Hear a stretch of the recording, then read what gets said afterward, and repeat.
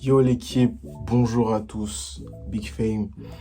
Habituellement, ceux qui me connaissent, je tiens plutôt un média où on parle plutôt de rap, plutôt de hip-hop, de musique, etc. Mais j'ai une deuxième passion, c'est le football. Voilà, ceux qui me connaissent un peu plus intimement savent que le football c'est quasiment toute ma vie. Et que bah voilà, maintenant j'ai décidé d'en parler un peu, décidé d'aborder tout ce qui est football. Donc ma première passion. Voilà. Alors aujourd'hui, petite vidéo particulière. Parce que tout simplement, on va un peu décortiquer la saison du Paris Saint-Germain. Et oui, les gars, Saint-Germain, les gars, qui fait une saison incroyable, qui fait une très très belle saison. Donc, tous les fans du Paris Saint-Germain peuvent être hyper fiers de leur club et de leur équipe pour une fois, parce que ça faisait très très longtemps que c'était pas le cas. Donc, il y a des stats édifiantes qu'on va aborder aujourd'hui et qu'on va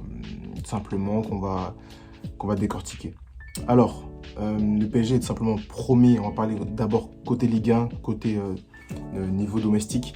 Le PSG est premier au classement et quasiment là on est à la veille du coup, enfin à quelques heures du match contre Lyon et quasiment assuré d'être champion. Tout simplement, le PSG a carrément roulé sur la Ligue 1 cette année pour une seule défaite, il me semble. Ouais, une seule défaite. Je crois que c'était contre Nice au mois de novembre, je dis pas de bêtises, du coup, le but de Mofi. Et depuis ce moment-là, bah, on a vu Nice à dégringoler depuis les Chambrales, etc. Et j'en passe. Après, du coup, le PSG a la meilleure attaque, d'accord, de Ligue 1. Tout simplement, c'est une moyenne de 2,3 buts marqués par match. Bon, ça, non. Les gars, faut s'en rendre compte. Hein. Ça, on doit en grande partie grâce à Mbappé, même si Mbappé fait pas la meilleure saison de sa vie. Le mec, sur le plan comptable, c'est un gars qui t'apporte tes 50 buts par saison. Tu vois, il t'apporte 50 buts par saison et s'il part la saison prochaine, même si Lucho il fait le travail, Luis Enrique fait le travail, ça risque de peser dans la balance, les gars. Ça risque fortement de peser dans la balance et à voir comment il va être remplacé. De toute façon, tactiquement, tu ne peux pas remplacer Mbappé par un seul joueur. C'est un joueur qui est tellement important, tellement décisif, qu'un seul joueur, c'est trop peu pour le remplacer. Donc, il faudrait un contingent de 2 à 3 joueurs. Donc, dans les petits papiers, on parle d'Osimhen, on parle de quelques autres joueurs. Bon, on fera une autre vidéo mercato, spécial mercato. Mais là, on se concentre beaucoup plus, on va beaucoup plus se baser sur la saison du PSG en global. Donc, voilà, parce qu'Mbappé, on a besoin d'en parler, c'est Mbappé. Voilà. On va passer aux coupes, au match de coupe, et c'est ce qui nous intéresse, les gars. Je pense qu'il y a beaucoup qui sont là aujourd'hui.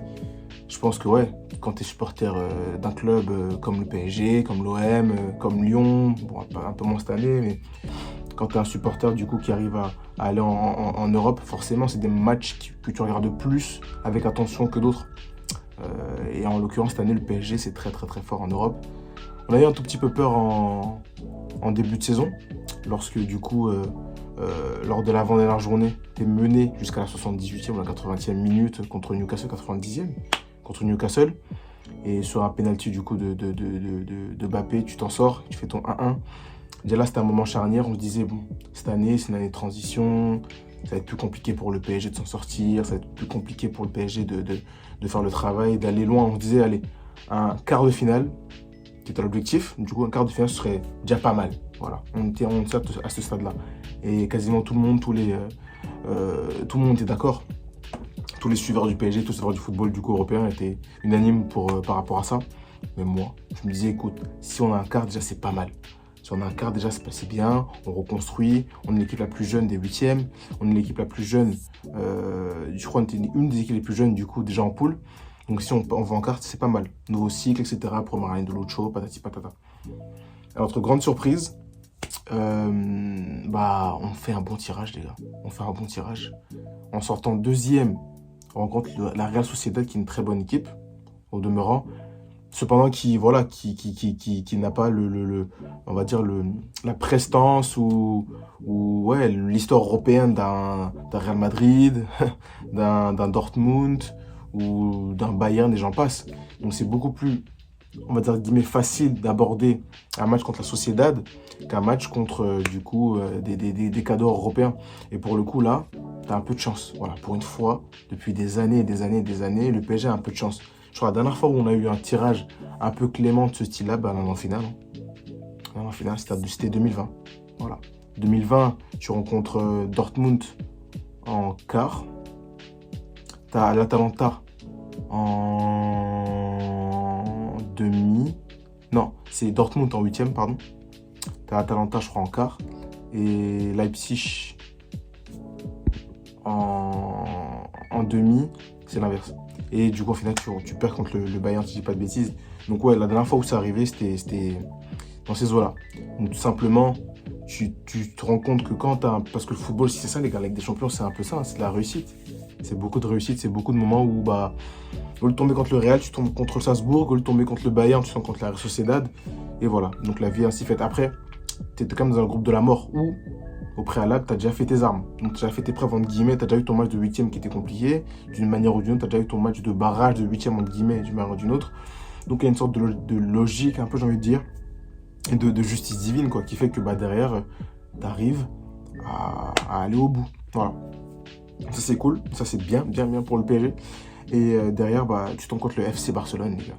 Le FC Barcelone qui est ton némésis, qui est ton ennemi sur le plan européen. Et que tout simplement, bah, tu as du mal avec eux. Tu as du mal à les naviguer. Tu as du mal à faire des résultats contre eux. Donc il y avait un petit complexe au début de l'RQSI face au grand Barça, parce que c'était le grand Barça à l'époque, qui comptait des Neymar, des Messi, des Pedro, des Suarez, des Rakitic, des Iniesta, des Xavi, j'en passe, des joueurs hors normes, pardon. Et qui tout simplement, eux, arrivaient et te tenaient la dragée haute en fait. C'était une équipe qui, tu les regardais avec un petit sentiment d'infériorité, ce qui était totalement normal. Mais aujourd'hui, la tendance, 10 ans après, 10-12 ans après, ça s'est un peu inversé. Et limite, quand on entend les déclarations d'après-match de Koundé, où voilà, concrètement, tu t'entends un peu que oui, il fallait qu'on arrive à rivaliser contre ce Paris Saint-Germain-là, qu'on arrive à tenir la dragée haute au Paris Saint-Germain-là. Tu as l'impression que c'est eux qui nous regardent plutôt d'en bas et nous qui regardons d'en haut. Après, c'est pas fini, les gars. Je crois qu'au niveau européen, je crois qu'on est à égalité maintenant. Et donc, la prochaine rencontre, la prochaine confrontation fera basculer du coup les victoires d'un côté et d'un autre, en fait. Donc, voilà, le PSG, c'est le Barça, pardon, c'est l'ennemi qu'on aime avoir sur le plan européen. Donc on va pas s'en plaindre parce que c'est un très très grand club. Après, c'est loin de nos valeurs à nous, mais on respecte quand même l'ogre de club que c'est. Et 5 Ligues des Champions, c'est pas tout le monde qui les a. Voilà.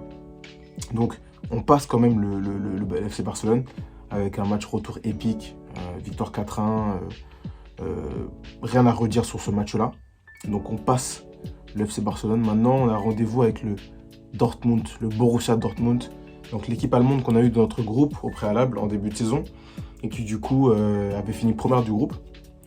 On n'avait pas perdu contre eux à l'extérieur, alors que c'est ce premier match où on n'a pas perdu d'ailleurs à l'extérieur en Ligue des Champions, parce que Milan, on va là-bas, on s'est fracassé, et le tout premier match extérieur, c'est Newcastle, on se rappelle, on s'est fait éteindre complet.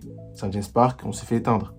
Donc du coup, c'est des déplacements, même si le déplacement est chaud au Signal Iduna Park, on a réussi à faire un résultat positif où on était en position du coup de faiblesse, simplement. Hein. C'est-à-dire que si on perdait ce match-là, on n'est pas en huitième. Donc il y a une hyper bonne réaction du coup du groupe parisien et qui a réussi à se sauver du coup à Dortmund tout simplement. Et tu as réussi à faire le taf, quoi. Tu as réussi à montrer que tu en avais et à te qualifier pour les huitièmes de finale. Donc là, c'était déjà, je pense qu'il y a un switch qui a été fait. Et je pense que déjà, les joueurs, ils ont en tête, et Lucho aussi a en tête, les résultats positifs que tu as fait à l'aller comme au retour. À l'aller, tu gagnes 2-0. Donc voilà, tu restes sur un bon résultat face à eux. Et au retour, tu fais ton 1-1 et voilà. Le joueur qui m'a le plus plu, je pense, sur la double confrontation, c'est quand même Kolo Muani. Alors, il est sur une saison européenne et au global, son transfert au PSG, pour l'instant, c'est un peu en dents de scie. Il a beaucoup de mal.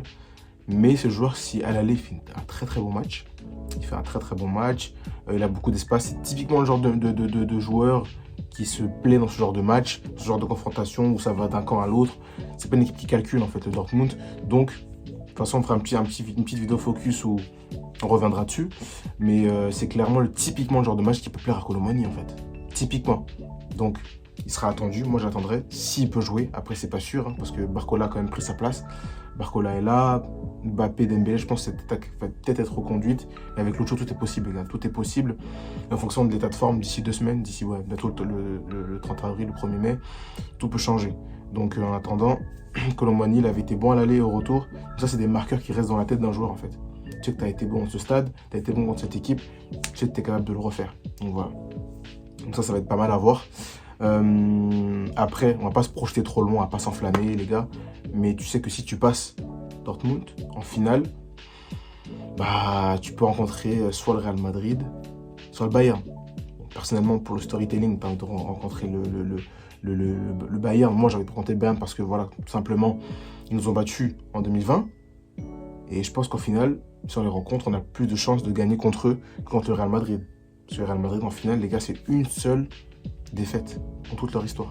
C'est les années 80. C'était, voilà, l'époque, il y avait encore Raymond Kopa, il jouait encore avec des ballons en cuir, etc. Donc les mecs, depuis la nouvelle ère, le nouveau format Ligue des Champions, le Real Madrid, c'est que des victoires en finale. C'est létal. Donc ça, c'est pas à prendre avec des pincettes. Donc je préfère tomber contre le Bayern, tout simplement, que contre le Real Madrid en finale de Ligue des Champions. Après, en finale, tout est possible, c'est sur un match. T'as Mbappé qui vole au-dessus de tout le monde. T'as Dembélé aussi qui est à fond. T'as Captain Marquis qui est enfin de retour d'ailleurs. Au Barça, on l'a vu la pause, vous savez la pause où il fait ça, bah là c'est la pause de Barça, typique, elle est estampillée Barça, c'est là. Donc t'as un retour de Marquis, t'as un chien de la casse comme Lucas, t'espères que Donnarumma va peut-être se réveiller un jour et retrouver un niveau qu'il avait par exemple avec l'Italie lors de l'Euro 2021. Donc voilà, ces petites choses-là qui te font dire que cette année tu peux le faire. Voilà, cette année tu peux le faire et cette année tu peux aller au bout et concrètement essayer de pourquoi pas remporter ton premier sacre, les gars. Vous vous rendez compte? Ce serait fou. Ce serait fou l'année où on est en transition, mais ce serait grave. Typiquement PSG en fait. Typiquement l'année où t'es pas censé aller loin.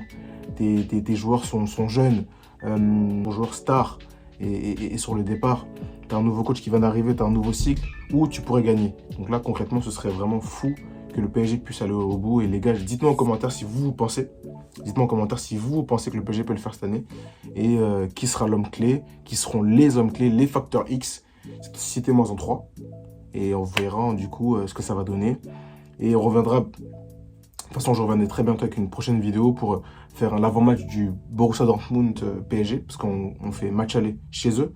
Et match retour chez nous. Donc ça, c'est très important. On n'a pas eu de demi-finale au Parc des Princes, je crois, depuis 95. Hein. Donc voilà, ça va être beau, avec des supporters, bien sûr. Ça va être beau. Donc voilà, dites-moi en commentaire, du coup, vos 3 joueurs facteur X. Et je vous dis à bientôt, les gars, pour une prochaine vidéo. Allez, ciao, les gars.